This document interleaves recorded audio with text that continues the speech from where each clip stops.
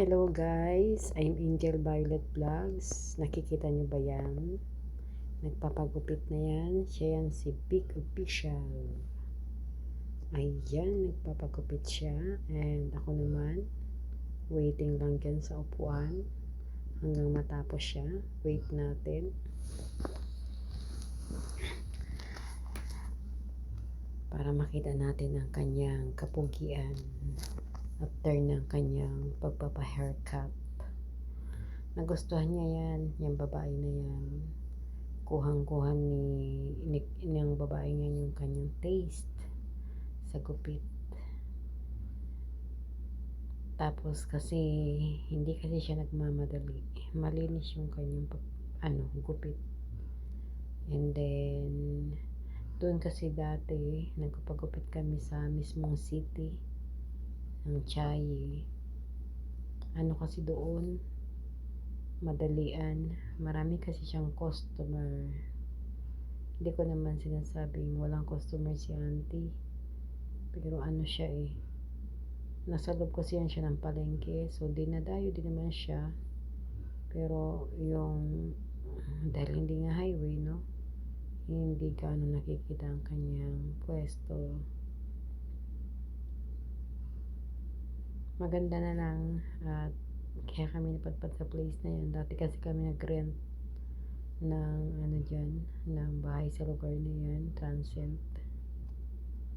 Tapos paglabas namin, nakita namin yan, din nag-try kami magpagupit. Ang alam lang pati yung gupit talaga panlalaki. Tsaka malinis.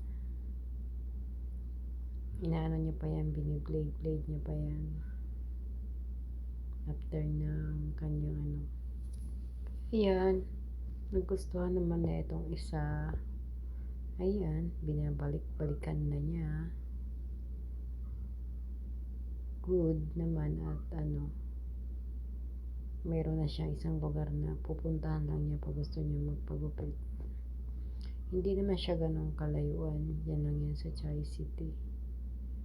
Sa may din siya, sa may Chiayi train station. Sa una-unahan lang. Kung ikaw ay nakaharap, and then yung right side na kamay mo is nasa train station, yun, banda. Diretso lang. Kung ikaw ay tatayo if ever tatayo ka, side ng train station, yung iyong right side na kamay, diretso lang. Tapos makita mo yung palengke dyan. Maganda pa, paglabas namin, bibili pa kami ng kung ano na bilhin kasi ng palengke. Diyan din kami minsan nakakabili ng lemon. But is hindi naman ganun kamahalan. May nagtitinda ng lemon. And then sa kanto niya ang kanto yung pinaka-highway is yung marala nagtitinda ng buko.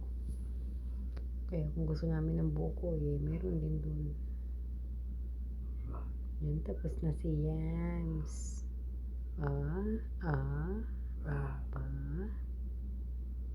Aba, binlate pa siya, talaga naman,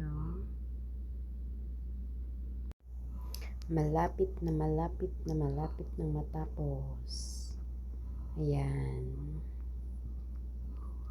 makikita na natin ang finish ng haircut ni Yams.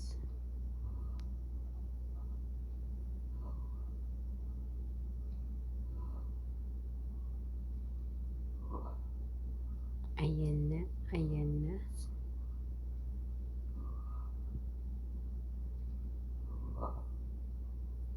Madali din humaba din yung buhok niya actually. Pag nag 2 months na, sobrang ng haba.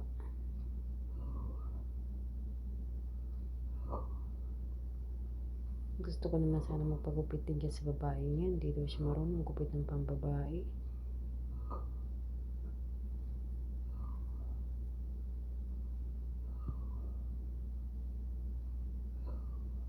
Doon sa isang pinapagupitan namin, wala namang ganyan. Walang blade. Iyan. Tingin naman sa camera dyan.